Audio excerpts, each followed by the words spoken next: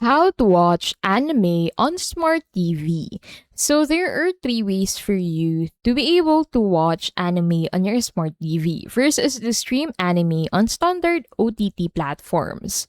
So if you live in the US or New Zealand, there are chances that the official anime streaming sites are available in your region. In that case, you don't have to do much. Download the respective anime streaming app for Android TV.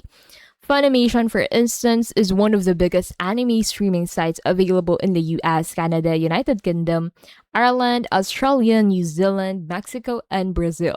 If you live in one of these aforementioned countries, you can start watching anime on your Android TV by downloading the Funimation Android TV app. If the popular anime streaming services are not available in your country, you can watch anime on Netflix, Amazon Prime, Hulu, or other standard OTT platforms. Second is to stream anime in the TV web browser. Another option is to stream anime on a web browser.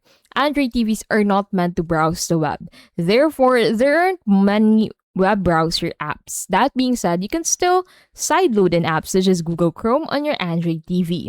Once you manage to use a browser on your Android TV, you can watch anime online on some streaming sites such as Crunchyroll.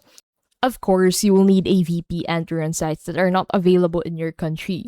You also have option to watch anime on some anime streaming sites.